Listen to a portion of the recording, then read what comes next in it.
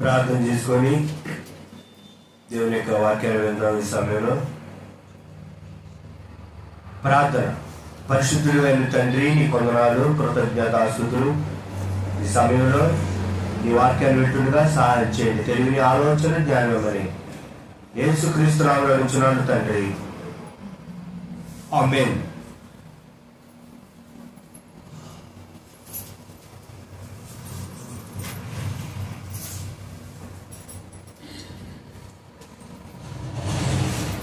ఆమేన్. దేవుని యొక్క వాక్యాన్ని విందాం.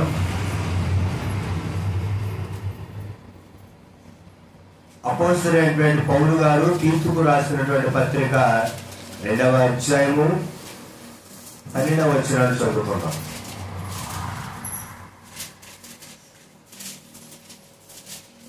దేవుని వాక్యం అపోస్తలుడైనటువంటి పౌలు గారు తీతుకు రాసినటువంటి పత్రిక, చూడండి దేవుని వాక్యం 2వ అధ్యాయము 11వ వచనము. ఏలయనగా సమస్త మనుష్యులకు రక్షణకర్త అయిన దేవుని కృప ప్రత్యక్షమై మనము భక్తిహీనతను ఇహలోక సంబంధమైన దురాశలను విసర్జించి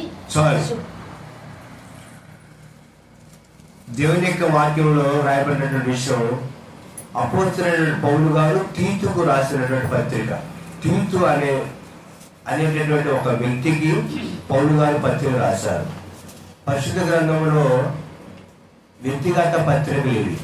తిమోతి, తీతు, ఫిలోమోను అనేటటువంటి వారికి పౌలు గారు రాసినటువంటి వ్యక్తిగత పత్రికలు ఇవి.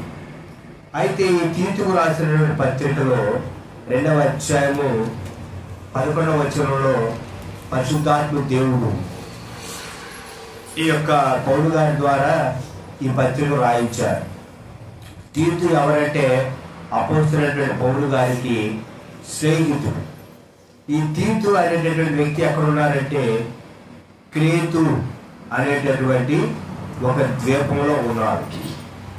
అందుకనే 5వ వచనంలో వాక్యంలో రాయబడి ఉంది, ప్రతి పట్టణంలోనూ పెద్దలను నియమించు నిమిత్తమే నేను క్రేతులో నిన్ను విడిచి వచ్చి తిని.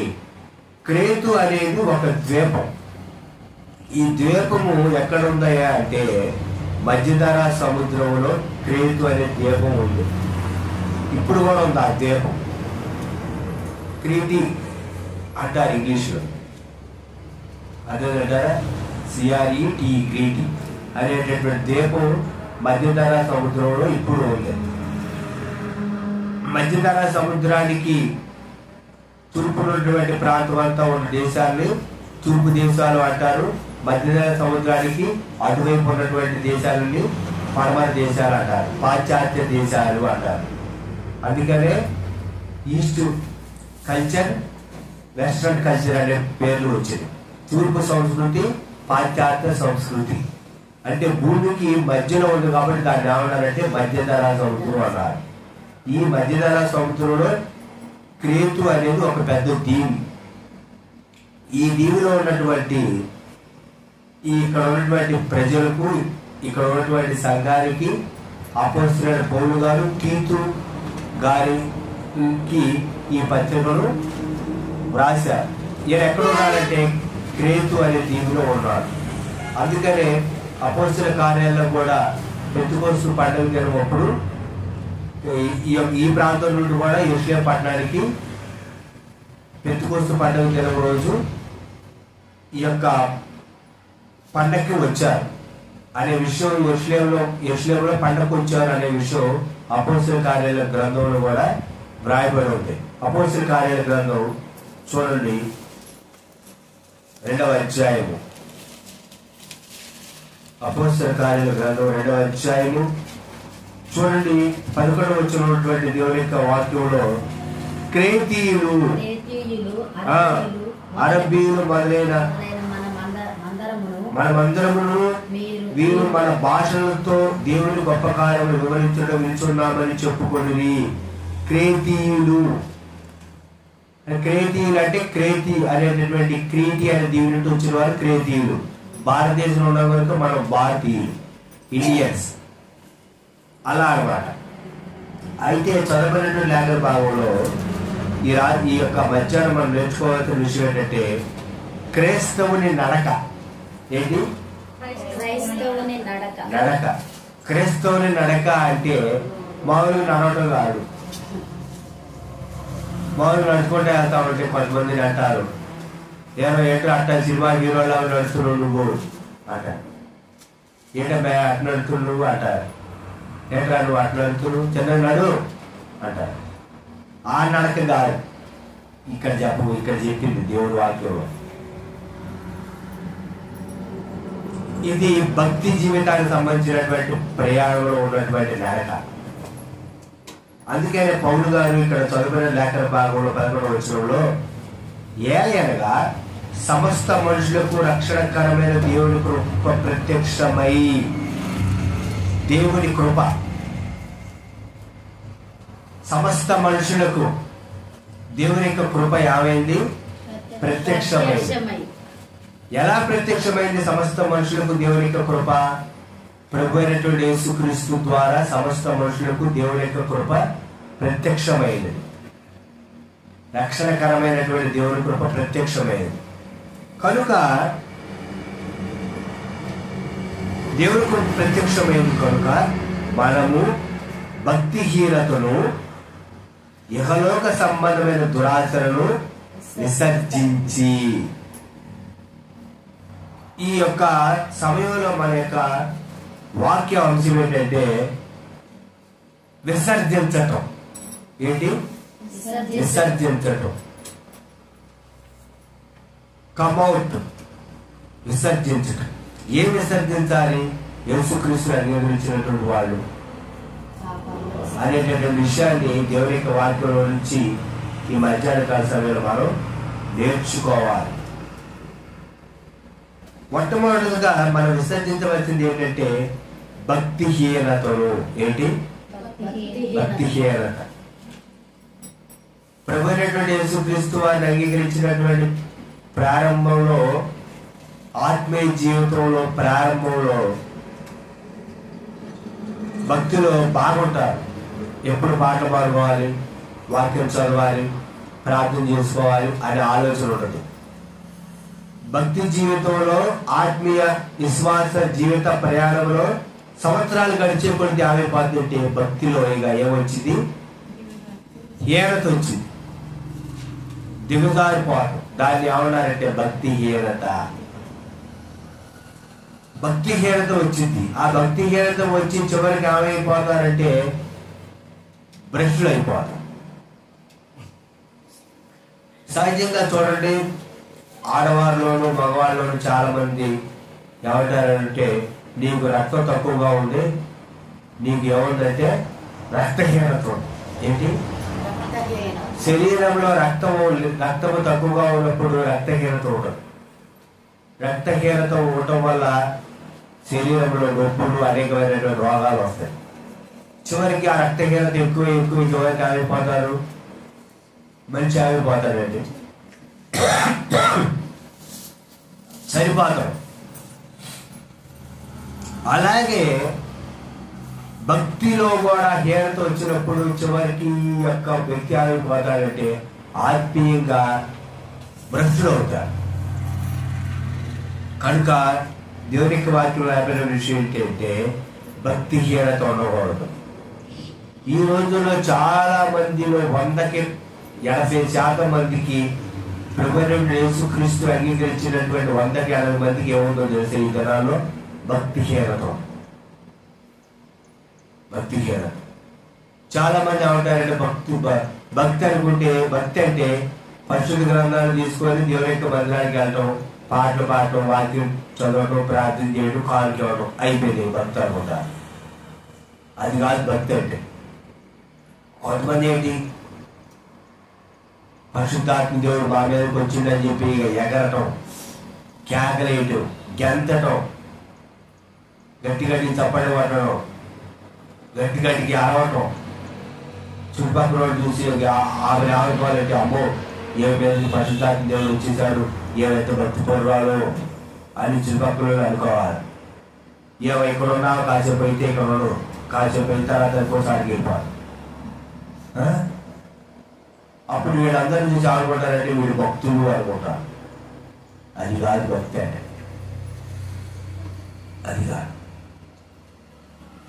దేవుడు వాక్యం అడుగుతూ ఉంది, ఇహలోక మాలిన్యం అంటకుండా తను తాను కాపాడుకోవడమే భక్తి. అది భక్తి అంటే,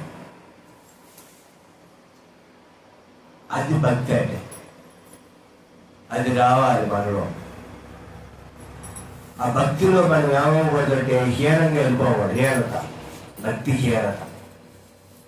ఈ దినాల్లో ఎక్కువగా ఏముందంటే భక్తి హీనత ఉంది. కానీ భక్తి హీనత ఉండి కూడా ఏమనుకుంటారంటే మేము భక్తి పోరు, వాళ్ళ భక్తి హీనత లేదు అనేటువంటి ఆలోచన కలిగి ఉంటారు. అలా ఉండకూడదు, అలా ఉండకూడదు.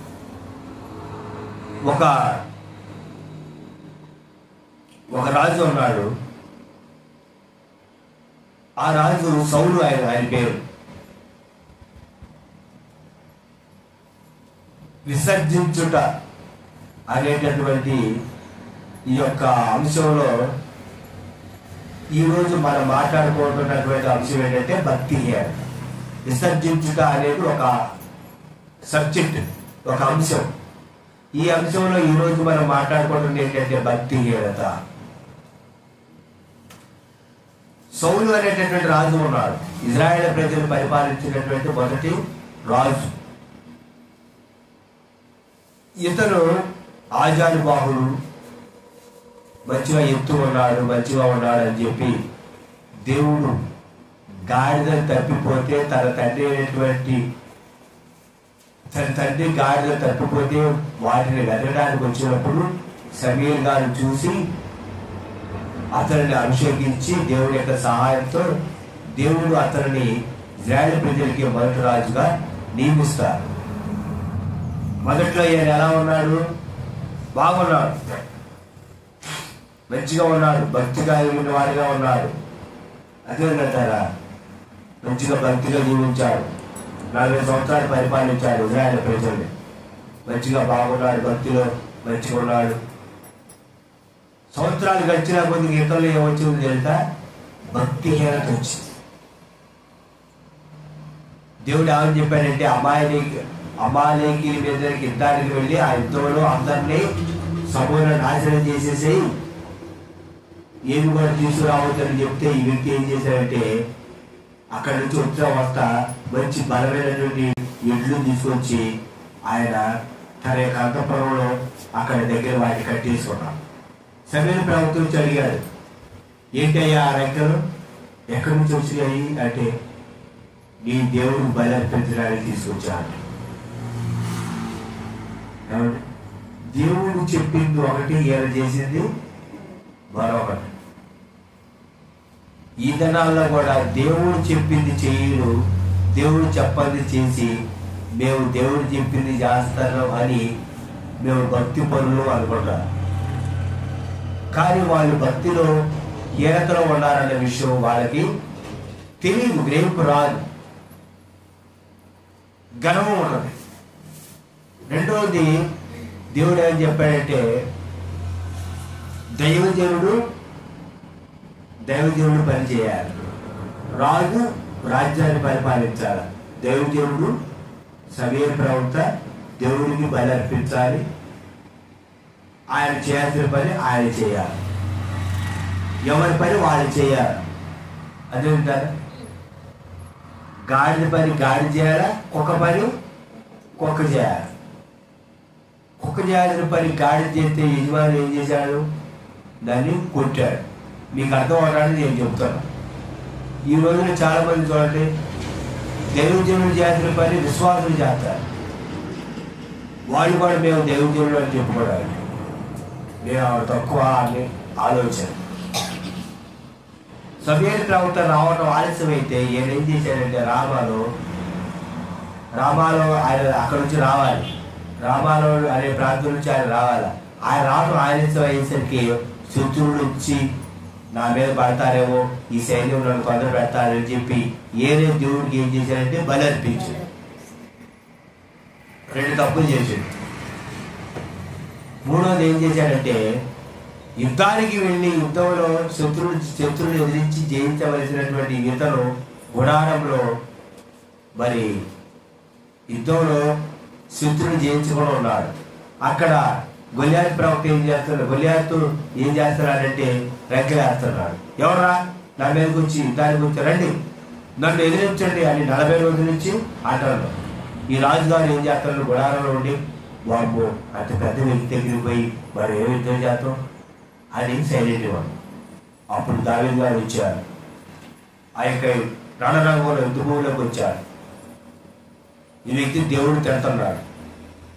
అప్పుడు జీవంగా దేవుడు తిరస్కరించుటకు ఈ సున్నత లేని ఫిలిష్తీయుడు ఎంతటి వాడు అని చెప్పి ఆయన గులకరాళ్ళు ఒక 5 ఏరుకొని అయ్యా నేను ఆయన చంపుతా అని సౌలు దగ్గరికి వచ్చాడు. సౌలు గారు ఏం చేశాడు, చంపలేవరా ఆయన నువ్వు అంటే నేను చంపుతా, ఈ ఈటలు ఈ బళ్ళారి ఖర్చు నాకే ఉంటుందని వెళ్ళి గొల్యాతుని చెప్పాడు దేవుడి సహాయంతో. అప్పటి నుంచి అందరు ఏమన్నారు, దావీదు గారు 10,000 జయం జయం జయం అన్నారు, సౌలు గారు 1000 జయం జయం జయం అన్నారు. అప్పటి నుండి నాటి నుండి సౌలుకి దావీదు మీద ఏమొచ్చిందంటే విషము, చూపు, ద్వేషం వచ్చింది. ఇప్పటికిప్పుడు వచ్చిన వాళ్ళు 10,000 చేయమంటారు, నాకు 1000 చేయమంటారు. 1000 చేయమని అన్నారుగా, 1000 చేయమంటే జయం జయం సౌలు జయం అన్నారుగా. ఏం చేసేవారు చేయమంటారు, ఆయనేమో నడిపించాడు శత్రువుడు, ఆయన 10,000 సార్లు జయం జయం జయం అంటే సర్లే ఏం చేయకపోయారు నాకు చేయమన్నారుగా సంతోషిస్తారుగా. ఆయన 10,000 చేయమంటారా, నన్ను నేను చేయమంటారా. ఈ దావీదు వల్లేమో ఇట్లా అనేది. నాటి నుండి సౌలులో దేవుడు ఆత్మ వెళ్ళిపోయి సౌలులోకి ఏమొచ్చింది, దురాత్మ వచ్చింది. సౌలు దావీదు చూసినప్పుడల్లా సౌలులో ఏముండేదంటే దురాత్మ ఉండేది. దావీదు గారు వచ్చి సితారాన్ని వాయించేవాడు. అప్పుడు సౌలులో దురాత్మ వెళ్ళిపోయాడు. ఒక్క దెబ్బ చంపేయాలని ఈటి తీసుకొని దావీదుని విసిరేసేవాడు.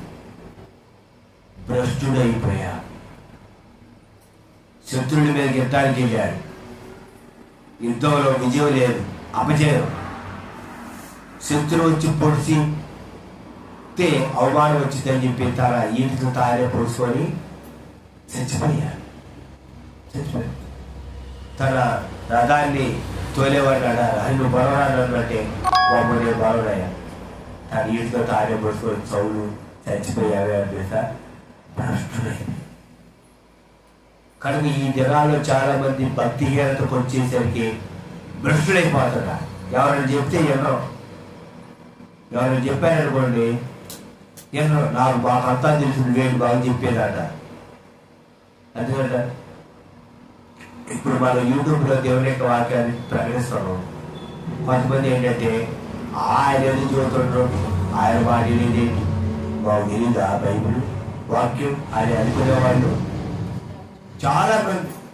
సర్లేండి అయ్యగారు ఏదో చెబుతున్నారు ఏదో అనుకునేవాళ్ళు తక్కువ వాడు. కనుక భక్తిహీనత రాకూడదు. దేవుడు మన జీవితాలు చేసిన బట్టి మనం ఇంకా దేవుళ్ళు ఏమవ్వాలి, భక్తిలో పెరగాలి. భక్తిలో మనం ఏం చేయాలి, అభివృద్ధి చెందాలి. దేవాలయ స్తోత్రం, దేవాలయ కొందరాలు. మనం భక్తిహీనులా ఉండకూడదు. భక్తిహీనతను మనం ఏం చేయాలంటే విసర్జించాలి, భక్తి కలిగి ఉండాలి. సౌలు ఏమైపోయాడు, భ్రష్టుడయ్యా. కనుక మనం ఎలా ఉండాలి, భక్తుల్లా ఉండాలి, భక్తిహీనులా ఉండకూడదు. భక్తిహీనులా ఉండకూడదు. మనలో ఏమి రాకూడదు అంటే భక్తిహీనత రాకూడదు. చివరికి మనం తిరిగి మళ్ళా భ్రష్టులు అవ్వకూడదు. కనుక సమస్త మనుషులకు దేవుడు రక్షణకరమైన దేవుడి కృప ప్రత్యక్షమైంది. యేసుక్రీస్తు ప్రభువారు సెలవేయబడి రక్తం దాచి మరణించి సమాధి తిరిగి పునరుత్థానుడయ్యాడు. కనుక ఆయన సన్నిధికి వచ్చి ప్రభువా నాలో ఉన్నటువంటి భక్తిహీనతను తీసివేయండి, నాకు భక్తి తెచ్చేయండి అని అడగాలి. దావీదు గారు అడుగుతారు, నీ రక్షణ ఆనందం నాకు మరలా గుర్తించు అయ్యా, మరలా నన్ను భక్తిలో ఉజ్జీవింపు చేయి, నన్ను తిరిగి కట్టండి. నీ యొక్క శిలువ చెంతకు వచ్చాను, నీ పాదాలు పట్టుకున్నాను, నాలో భక్తిహీనత తీసివేయండి అని అడిగి దేవుని యొక్క సన్నిధిలో తిరిగి మరలా పశ్చాత్తాపడి తిరిగి ఉజ్జీవింపబడి మన భక్తి కలిగి ఉండాలి. కనుక విసర్జించుట అనేటటువంటి అంశంలో ఈ భాగం ఏంటంటే భక్తిహీనత. నీలో ఉన్న భక్తిహీనత ఉంటే దాన్ని తీసేసి. ఇదివరకు ప్రార్థన అంటే ముందుండేవాళ్ళు, ఇప్పుడు ప్రార్థన అంటే వాక్యం చదవాలంటే ఇదివరకు ముందు, ఇప్పుడు వెనక. పాట పాడాలంటే ఇదివరకు ముందు, ఇప్పుడు వెనక. ప్రార్థన చేయండి అంటే ఇదివరకు ముందు, ఇప్పుడు ప్రార్థన చేయండి అంటే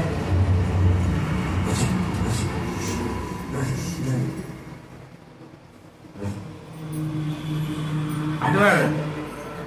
నువ్వు ఆమె చేయకపోతే నువ్వు చేయరా, నువ్వు చేసిన తర్వాత ఆమె చేసి మనల్ని చూసి ఎంతో నేర్చుకొని అప్పుడు ఎవరైతే ప్రార్థన చేయాలి అని అనుకోవాలి. మనమే మొదటి వాళ్ళు, కడపటి వాళ్ళు మొదటి. అట్లా ఉంటే మనమే ప్రార్థించాలి. ముందు మనమే వాక్యం చదువుకొని వెంబట్టి మనమే దొక్కల వాక్యం చదువుతూ ఉండాలి. అదే కదా మనం ఎలా ఉండాలంటే ముందు ఉండాలి భక్తిలో, మనం వెనకొండవాలి. ఇప్పుడు వినండి, ఇప్పుడు పొలం పనికి వెళ్ళి పని చేస్తారు, మనం వెనుకుంటే అందరూ ఏమంటారు, ఏంటమ్మా వెనకొండవు తొందరరా అంటారు. అప్పుడు వాళ్ళు చూసి మనకి వచ్చింది వర్షాలు తీసుకుంటే మనం కూడా ముందుకు వచ్చేస్తారా? మరి భక్తిలో చాలు అడిగేది అనుకోండి, ఏమంటారు, ముందురా వెనకబడుతున్నాం అంటారు. అప్పుడు ముందుకు వచ్చి మనం కూడా వాళ్ళతో పాటు ముందుకు వచ్చేస్తాను. అసలైతే వాళ్ళు దాడిపోయి వెళ్ళిపోవాలి. మరి భక్తిలో ఏది ముందు, ఎక్కడ ఉన్న భక్తులు? ఇప్పుడు డాక్టర్ గారికి వెళ్తే ఆయన, అమ్మ నీలో రక్తం తక్కువ ఉంది, మరి ట్యాబ్లెట్లు వాడు, ఈ ట్యాబ్లెట్లు వాడితే నీకు రక్తం పెరుగుతుంది. డాక్టర్ గారు ఏం చేస్తారు, ట్యాబ్లెట్లు ఇస్తారు. అట్లాగే దేవుని యొక్క సన్నిధికి వచ్చి వాక్యంలో పరిశీలించుకుంటే దేవుల్లో మనం తక్కువ, మన భక్తుల్లో ఉన్న మనం ఎంత భక్తిహీనత అనేది వాక్యం వెలుగులో పరిశుద్ధాత్మ దేవుడు నీకు తెలియజేస్తారు. ఓ ఈ విషయంలో తక్కువ అన్నాను, ఈ విషయంలో తక్కువ అన్నాను. రిపోర్ట్ ఇక్కడ ఆత్మీయ జీవితం సంబంధించిన రిపోర్ట్, అక్కడ శరీరానికి సంబంధించిన రిపోర్ట్, ఇక్కడ ఆత్మీయ రిపోర్ట్ వచ్చింది. ఓహో ఇలా ఉన్నా సరి చేసుకోవాలి. మరలా మనం ఏమవ్వాలంటే ముందుకు వెళ్ళాలి. కనుక ఈ మధ్యాహ్న కాల సమయంలో ప్రభు అట్టి కృప మనకు అనుగ్రహించింది కాక మనలో అటువంటి భక్తిగలతో తీసివేసుకొని భక్తులుగా ఉంటాం. యోగు భక్తి కలిగిన వాడు. అందుకని యోగు గురించి అపవాదితో ఎవరు చెప్పారంటే దేవుడు చెప్పారు. ఎవరు చెప్పారు? దేవుడు. చూడండి దేవుడి వాక్యం 2వ అధ్యాయం చూడండి, 2వ అధ్యాయం 3వ వచనం. అందుకు యెహోవా 2వ వచనం, నీవు నా సేవకుడైన యోబు సంగతి 2వ వచనం, యెహోవా నీవు ఎక్కడి నుండి వచ్చితివని వాడిని అడగగా అపవాది భూమిలో అటు ఇటు తిరుగులాడుచు అందులో సంచరించు వచ్చినని యెహోవాకు ప్రత్యుత్తరం ఇచ్చాను. అందుకు యెహోవా నీవు నా సేవకుడైన యోబు సంగతి ఆలోచించుతువా? అతడు యథార్థవర్తనుడును న్యాయవంతుడై దేవుని యందు భయభక్తులు కలిగి చెడుతను విసర్జించిన వాడు. చాలు చూసారా? యోబు ఎవరో తెలుసండి? యోగు ఎవరో కనుక యథార్థవంతుడు, న్యాయవంతుడు, దేవుడు ఎందుకు భయభక్తులు కలిగి చెడుతనాన్ని విసర్జించిన వాడంట యోగు. యోగు విసర్జించాడట. ఏ విసర్జించాడు యోగు? చెడుతనాన్ని విసర్జించాడు. భక్తిహీనతను విసర్జించాలి మొదటిగా. రెండోది ఏం చేయాలి తెలుసా? చెడుతనాన్ని విసర్జించాలి. చెడుతనాన్ని దేవుడు అవ్వాలితో అన్నాడు, అవ్వాలి ఎక్కడి చోటను భూమి మీద అటు ఇటు తిరిగాను.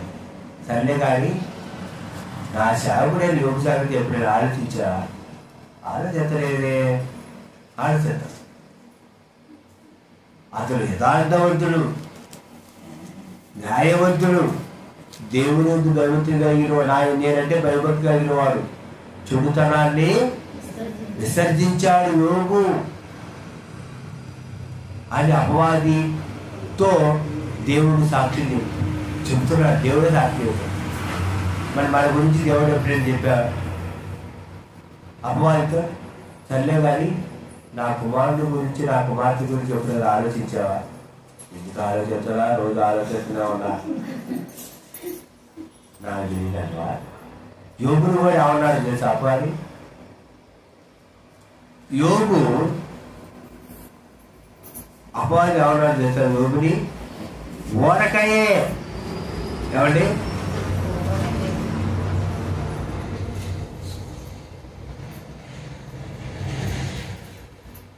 అపవాది ఏమన్నాడు తెలుసా యోగుతో? దేవుడితో ఏమన్నాడు తెలుసా అపవాది? ఓరకయే. నీవంటే భయభక్తి కలిగి ఉన్నాడా? నువ్వు అతని చుట్టూ ఏం వేసావు? కంచె వేసావు.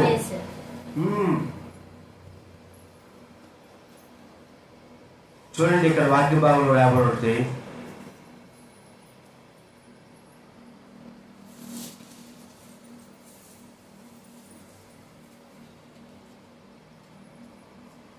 ఇక్కడ దేవుని యొక్క వాక్యంలో రాయబడుతుంది.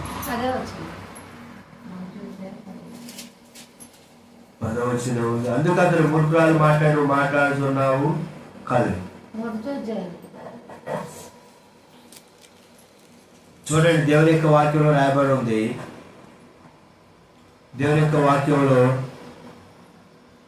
రాయబడినటువంటి విషయం ఏంటంటే, ఇక్కడ దేవుడు అపవాది దేవుడితో అంటాడు, ఓరకయే నువ్వంటే భయభక్తి కలిగి. చదవండి 9వ వచనం. 9వ వచనం 1:9. అని అడగగా అపవాది, యోగు ఓరకయ్యే దేవుని యందు భయభక్తులు గలవాడు ఆయన. నీవు అతనికి, అతని ఇంటి వారికి, అతని కలిగిన సమస్తమును చుట్టూ కంచె వేస్తావు కదా. నీవు అతని చేతి పని దీవించుండు చేత అతని ఆస్తి దేశంలో బహుగా విస్తరించింది. చూసారా అపవాది ఏమన్నాడంటే యోగుతో? అపవాది దేవుడితో ఏమన్నాడంటే యోగు గురించి ఓరకయ్య భయభక్తి కలిగి కూడా అతని చుట్టూ కంచె వేసావు కదా, నువ్వు అతను బాగా దీవించు కదా, అందుకే భయభక్తి కలిగి ఉన్నావు. ఊరికే ఎక్కడ భయభక్తులు అని అంటాడు. మొత్తం తీసేస్తే అప్పుడు యోగం ఏం చేస్తాడు? అప్పుడు ఏం చేస్తాడు?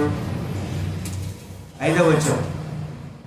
ఇంకొకసారి నువ్వు చేయి చాపి అతని ఎముకను అతని దేహంలో మొత్తిని అడలా అతను నీ ముఖం ఎదుటి నేను దూషించి నిన్ను విడిచిపోవును అని. నువ్వు మొత్తాన్ని అంతా తీసేసే, నాకు అవకాశం మొత్తం తీసేస్తా. ఆయన చర్మం కూడా గోకుంటా ఉంటాడు, ఆయన పెగ్గు పెట్టి గోకుంటా ఉంటాడు. అప్పుడు ఏం చేస్తాడంటే నిన్ను ఏం చేస్తాడు తెలుసా? నీ ముఖం ఏం చేస్తాడో తెలుసా? నీ ముఖము ఎదుటినే దూషిస్తాడు. ఏం దేవుడు అంటే అని దూషిస్తాడు. దూషించి ఇక భక్తిహీనుడైపోతాడు, భ్రష్టుడైతే. ఎందుకంటే అన్ని ఇస్తే ఎందుకు భయభక్తి కలిగి ఉండడం అంటాడు.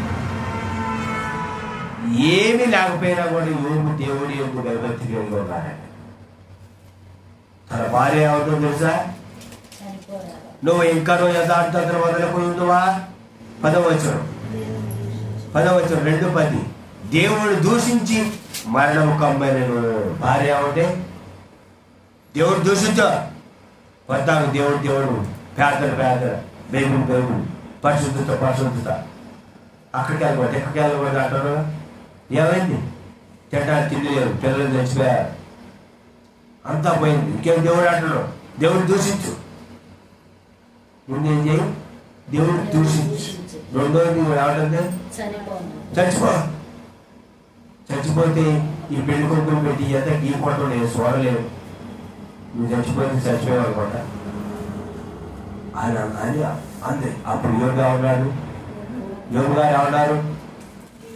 మూర్ఖురాలు మాట్లాడుతున్నావు, మూర్ఖురాలు ఎట్లా మాట్లాడిందో నువ్వు అట్లా మాట్లాడతావు. నువ్వు మూర్ఖురాలు కాదు.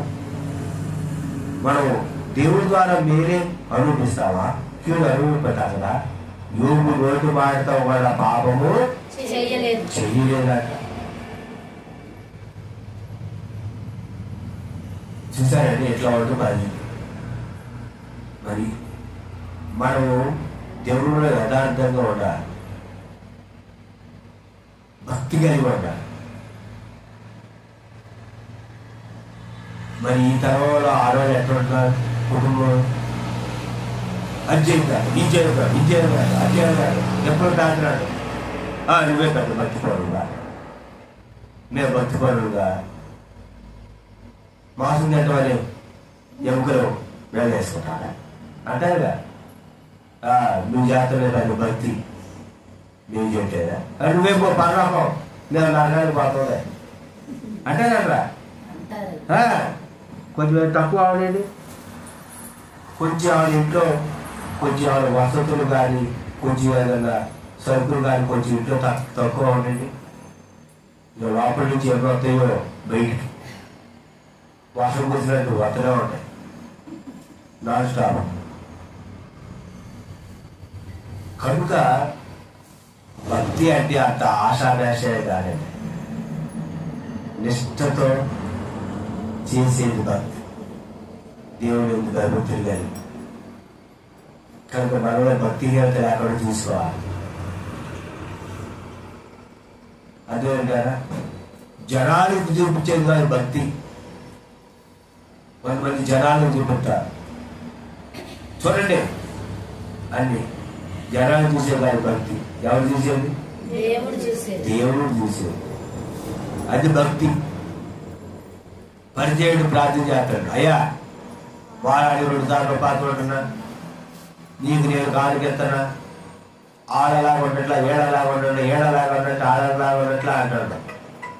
కానీ పక్కన ఉన్నటువంటి సౌకర్యం ఏమన్నాడు? అయ్యా పాపిని నన్ను కరుణించు. అది పశ్చాత్తాపం. అంతేగాని అజాతలు అజాతలు చెప్పుకోవడం కాదండి భక్తి అంటే.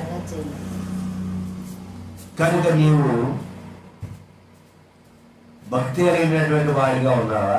భక్తి కలిగిన దానిగా ఉన్నావా? లేకపోతే భక్తిలో హీనత కలిగిన దానిగా ఉన్నావా? భక్తిలో హీనత కలిగిన వాడుగా ఉన్నావా? ఎలా ఉన్నావు నువ్వు? సౌరులాగా భక్తి హీనత కలిగిన భ్రష్టతలోకి వెళ్ళిపోయావా? లేదా యోగు గారిలాగా భక్తి కలిగి ఉన్నావా? అందుకని దేవుని యొక్క వాక్యం ఎవరు రాబడింది తెలుసా? ఆయన కుమారుడే ఉండి ఎబ్రిలు రాసిన పత్రిక ముగిస్తాను నేను. ఎబ్రిలు రాసిన పత్రిక దేవుని యొక్క వాక్యం చదవండి.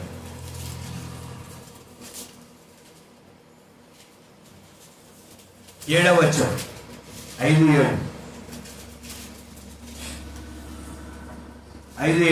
శరీరధారి అయి ఉన్న దినములలో మహారోదనతోనూ కన్నీళ్లతోనూ తన్ను మరణము నుండి రక్షింపగలవానికి ప్రార్థనలను యాచనను సమర్పించి భయభక్తులు కలిగి ఉన్నందున ఆయన అంగీకరింపబడెను. భయభక్తులు కలిగి ఉన్నందున అంటే భక్తి కలిగినటువంటి వాళ్ళు, ఆత్మీయ జీవితంలో ఉన్నటువంటి వాళ్ళు ఎలాగ ఉండాలి అనేది యేసుక్రీస్తు ప్రభువారు మాదిరి చూపించారు. ఇక్కడ మాదిరి చూపించారు. ఆయన కుమారుడు అయి ఉండి, ఆయన కుమారుడు, ఆయన ప్రభువు, ఆయన దేవుడు పరిశుద్ధుడై ఉండి కూడా భయభక్తులు కలిగి ఉన్నందున ఆయన అంగీకరించబడే పనిలో భయభక్తులు కలిగి ఉంటేనే అంగీకరించబడతారు. ఓకే, యు ఆర్ ప్రొసీడ్ అని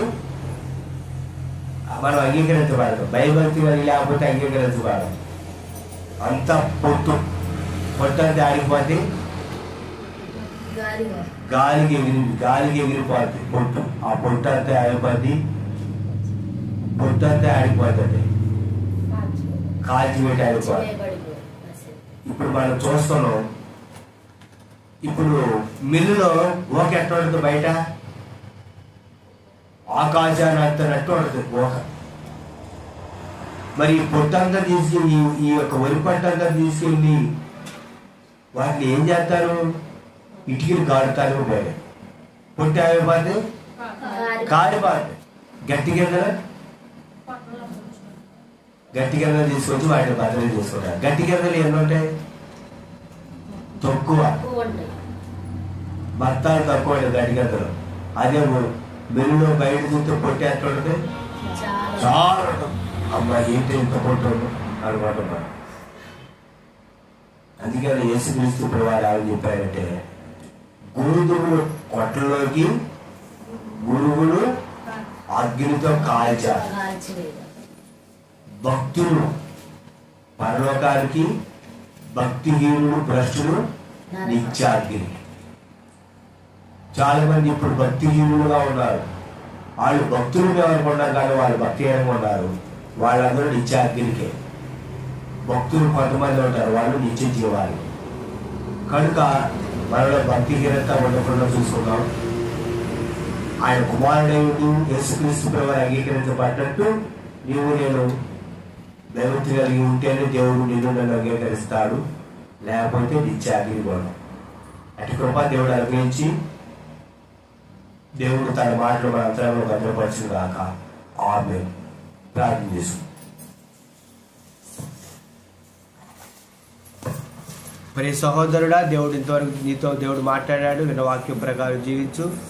యేసుక్రీస్తు ప్రభు అనే భయభక్తి కలిగి ఉండు. ప్రభు నేను నిత్యత్వంలోకి చేరుస్తాడు. నీలో భక్తిహీనత తీసుకో, నీలో భక్తిహీనతను తీసివేసుకో. పరిశుద్ధ తండ్రి, విన్న మాట వాళ్ళ అంతరంగంలో భద్రపరచండి. మాట ప్రకారం నడుచుకున్నట్టుకు మా ఒక్కొక్కరిని కృప చూపించి సాధించి బెండెక్కులతో నింపి నడిపించమని యేసు నామములో అడుగుచున్నాను, నీతిమంతుడైన తండ్రి. ఆమేన్. మన తండ్రి దేవుడి కృప, మన తండ్రి దేవుడి ప్రేమ, ప్రభు కృప, పరిశుద్ధాత్మను మన బలపరిచి స్థిరపరచును గాక. ఆమేన్. అందరికీ వందనాలు. యేసుక్రీస్తు నామములో.